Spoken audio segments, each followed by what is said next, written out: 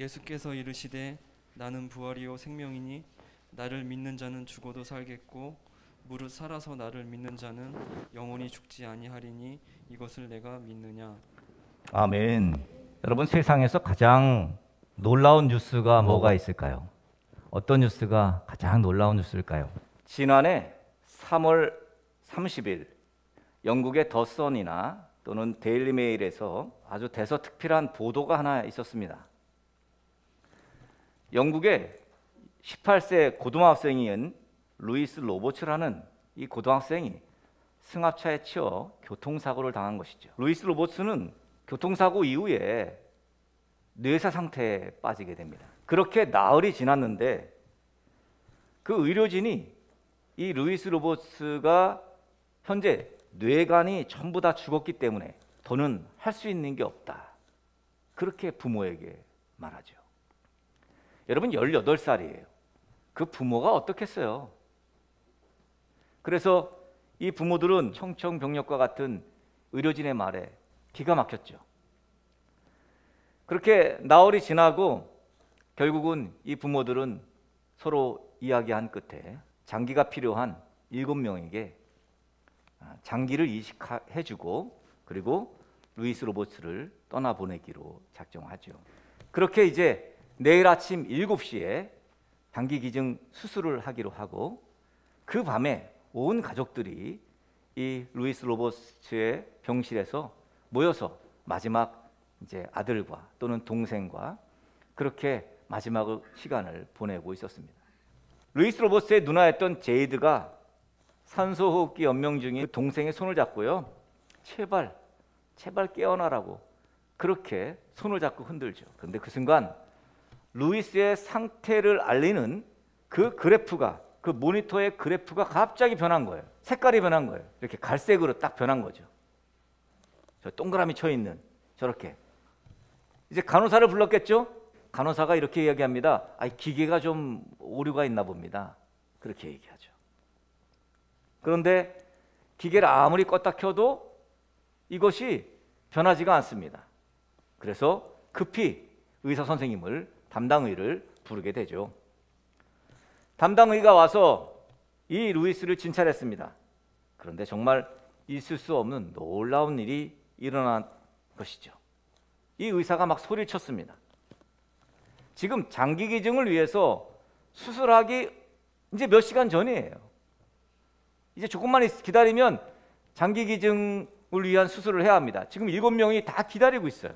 루이스는 그날 점점 상태가 좋아졌고 이제 통증 검사에 반응도 하고 머리를 좌우로 흔들기도 하고 눈을 깜빡이도 하고 입을 뻐끔거리기도 했답니다. 루이스의 가족은 기적이 일어났다고 그렇게 고백했습니다. 그렇게 루이스는 살아났습니다. 이 놀라운 뉴스가 영국에서 대서특필되었습니다. 이거야말로 정말 놀라운 뉴스죠. 우리나라도 왕왕 있는 뉴스 있죠. 이런 비슷한 뉴스. 말기암 판정을 받고 이제 어쩔 수 없이 죽음을 준비하러 산으로 들어갔는데 그 사람이 5년 만에 깨끗하게 완치되었다, 뭐 이런 뉴스 여러분 들어보셨을 것입니다. 정말 기적 같은 뉴스입니다. 세상에는 우리가 미처 알 수 없는 그런 놀라운 뉴스들이 많이 있습니다. 그런데 뭐니 해도 죽어서 장례를 치렀는데 그리고 무덤에 장사까지 지냈는데 3일 만에 다시 살아났다는 뉴스라면 이거야말로 세상에서 가장 놀라운 뉴스 아니겠냐 말이에요. 바로 예수님의 부활 사건입니다. 예수님의 부활 사건은 정말 엄청난 뉴스입니다. 그런데 오늘 성경 요한복음 11장에 보니까 예수님 죽으시고 부활하시기 전에 이미 먼저 죽었다가 부활한 사람이 나오죠. 그게 누굽니까? 바로 베다니 사람 나사로입니다. 나사로. 이 베단이라는 동네에 마르다와 마리아 그리고 이제 나사로, 이렇게 3남매가 살았죠. 이 3남매는 예수님을 너무도 사랑하고 예수님을 믿는 그런 아주 아름다운 믿음을 가지고 있는 그런 삼남매입니다. 여기 지금 마리아, 여기 마리아가 누구냐면 그 순전한 나드 향유를 예수님에게 붓고 자기 머리털로 예수님 발을 닦았던 여인이 바로 이 마리아입니다. 그런데 이 마르다와 마리아가 예수님에게 지금 사람을 보냈어요. 뭐라고? 자기 오라비가 지금 병들었다고 그렇게 알리죠, 예수님에게. 예수님께서도 마르다와 마리아, 나사로 요 삼남매를 너무도 사랑했기 때문에 웬만하시면 지금 나사로가 병들었다니 득달같이 달려오셔야 되는데 어쩐 일인지 민기적. 그런데 예수님이 그렇게 말씀합니다. 그의 병은 죽을 병이 아니라 하나님의 영광을 위함이고 하나님의 아들이 이로 말미암아 영광을 받을 것이다. 그렇게 마르다와 마리아, 나사로를 사랑하는 예수님은 나사로가 병들었다는 소식을 들으시고도 그곳에, 예수님 지금 계신 곳에 이틀을 더 유합니다. 자, 그러다가 베다니로 오죠. 와서 보니 나사로가 죽고 무덤에 있은 지 벌써 나흘이나 되었답니다. 워낙 베다니는 예루살렘과 가까워요. 먼 동네가 아닙니다. 뭐 그래도 옛날은 좀 멀었겠죠. 지금은 보면 굉장히 가까운 동네입니다. 그런데 그 가까운 베다니에서 죽은 나사로, 성경에 기록하기를 유대 사람들이, 유대인들이 굉장히 많이 왔다 그래요. 문상으로 온 거죠. 그 정도로 마르다, 마리아, 나사로의 가정은 사람들에게 참 칭송받는 가정이었던 것 같아요. 마르다는 예수님이 이제 오신다는 말을 듣고 예수님 마중을 나가죠. 마리아는 집에 있습니다. 자, 마르다는 예수님 만나자마자 예수님께서 여기 계셨더라면 우리 나사로가 죽지 않았을 것입니다. 그렇게 말하죠. 그러면서 아주 중요한 이야기를 해요. 이제라도 주께서 무엇인지 하나님께 구하는 것을 하나님께서 주실 줄 압니다. 예수님께서 곧바로 고백하죠. 뭐라고 말씀해요? 내 오라비가 살아나리라. 근데 마르다는 여기서 좀 의아합니다. 아니, 이렇게까지 얘기했으면 아멘 그랬어야 되는데 마르다가 뭐라고 말합니까? 네, 마지막 날 부활 때에는 다시 살아날 줄을 믿나이다. 아니, 그럼 뭐야? 지금 예수님께서 지금 뭐라도 하나님께 구하면 하나님께서 응답해 주실 거라고 믿는 믿음은 도대체 어떤 걸 원하는 것입니까? 네, 마지막 날 부활 때에 다시 살아날 줄 내가 압니다 라고 하자 예수님께서 오늘 우리가 읽은, 우리 철정제가 오늘 읽은 이 본문 말씀을 하시는 거예요. 예수께서 가라사대 나는 부활이요 생명이니 나를 믿는 자는 죽어도 살겠고 살아서 나를 믿는 자는 영원히 죽지 아니하리니 이것을 네가 믿느냐. 자, 마르다가 뭐라래요? 네, 제가 믿습니다. 주는 그리스도시고 세상에 오시는 하나님의 아들이신 줄 내가 믿습니다. 그리고 동생 마리아를 불러오죠. 마리아가 예수님께 나오죠. 언니하고 똑같은 얘기를 합니다. 아이고, 이제 오셨어요. 왜? 진작 오셨더라면 우리 나사로가 죽지 않았을 것을. 예수님은 마리아가 예수님께 와서 막 우는 것과 또 유대인들이 또 함께 와서 우는 것을 보고 불쌍히 여기셨다, 비통히 여기셨다, 그렇게 성경은 고백합니다. 자, 이때 예수님이 중요한 이야기를 하죠. 나사로가 어디 있느냐? 나사로가 어디 있느냐? 마리아가 와서 보시옵소서 하고 이제 예수님을 이제 무덤으로 안내하죠. 유대인들은 예수님이 마르다, 마리아, 특히 나사로를 너무도 사랑했다는 것을 압니다. 왜? 이 장면에서 예수님이 눈물을 흘리셨어요. 그리고 드디어 무덤에 이르렀습니다. 여러분, 유대에 장사 지내는 거 아시죠? 돌로 무덤을, 그러니까 굴이에요, 굴. 우리나라처럼 땅을 파는 게 아니라 굴에다가 시신을 넣고 굴 입구를 돌로 막는 거예요. 나사로도 마찬가지입니다. 그렇게 장사 지냈어요. 돌로 막은 이 무덤에 예수님이 오셔서 돌을 옮겨 놓아라. 그러자 마르다가 이런 얘기합니다. 네, 예수님, 지금 죽어서 장사한 지 나흘 되어서 냄새가 납니다. 그래서 예수님 뭐라 그래요? 네가 믿으면 하나님의 영광을 보리라 하지 않았느냐. 그리고 사람들이 이제 돌을 옮겨 놓습니다. 예수님이 눈을 들어서 기도하시죠. 뭐라고 기도하십니까? 아버지요, 내 말을 들으신 것을 감사합니다. 항상 내 말을 들으시는 줄 내가 아나이다. 그러나 이 말씀하옵는 것은 이 둘러선 무리를 위함이니 곧 아버지께서 나를 보내신 것을 그들로 믿게 하려 함이니이다.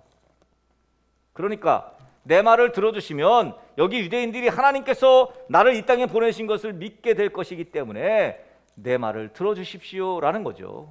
이 말씀을 하시고 예수님이 나사로야 나오너라 큰 소리로 나사로를 부릅니다. 죽었던 나사로가요, 팔 다리를 배로 다 묶었어요. 묶었는데 이렇게 나오겠지, 그지? 다 묶었으니까. 원래 이렇게 묶잖아요. 우리나라도 묶죠, 그죠? 이렇게 나왔나? 이렇게 나왔을까? 하여튼 뭐 다 묶었으니까 뭐 이렇게 묶여가지고 뭐 풀 수도 없고 이렇게 나왔겠네, 그죠? 얼굴은 수건에 쌓여 있고 무슨 뭐 강시 같이. 예수님 말씀하십니다. 풀어놓아 다니게 하라. 여러분, 이때 많은 유대인들이 지금 문상으로 왔잖아요. 수많은 유대인들이 이 장면을 본 거예요. 나흘 만에 죽었던 나사로가 다시 살아나는 것을 그 수많은 유대인들이 보았어요. 마리아의 집에 온 많은 유대인들이 예수님 그 하신 일들을 보고 어떻게 됐겠어요? 예수님을 믿게 된 거예요. 성경 그렇게 기록해요. 많은 유대인들이 예수를 믿게 되었다고. 예수님도 그걸 원했죠. 예수님 아까 말씀하셨잖아요. 아버지께서 나를 보내신 것을 그들로 믿게 하려 함이니이다. 그러니까 다시 말하면 나사로를 다시 살아나게 하는 것은, 다시 부활하게 하는 것은 이 유대인들로 하여금 내가 하나님의 아들임을 믿게 하는 것이니 하나님, 이 나사로를 다시 살려주옵소서, 이런 내용이에요. 그 중에 어떤 자가 이제 바리새인들에게 갑니다. 가서 예수님이 지금 하신 일들을 다 고하여요. 바리새인들, 주세장들 지금 발등에 불이 떨어졌죠, 그죠? 그도 그럴 것이, 그 당시에 사람이 죽었다, 그것도 나흘이 지났다, 무덤에 장사 지냈다, 근데 무덤에서 살아나온다. 지금도 그런 기적이 없는데 그 당시에 이런 기적, 이거 직접 본 사람들 내 눈을 의심했을 거예요. 그것을 행한 예수님을 어떻게 생각할까요? 예수님을 가리켜 생명을 살리는 분으로 인식하지 않았을까요? 생명을 불어넣는 분, 사망을 다스리는 분. 여러분, 이 나사로의 부활 사건은 예수님의 부활 사건과 많은 유사성을 가지고 있어요. 물론 나사로가 죽은 것은 결국 하나님의 영광을 나타내고 예수님이 하나님께서 보내신 당신의 아들이라는 것을 믿게 하려는 의도가 있는 기적임을 우리는 알 수 있습니다. 정말로 나사로가 살아난 이후에 이 45절에 보니까요, 많은 유대인들이 예수님을 믿었다라고 지금 기록하고 있어요.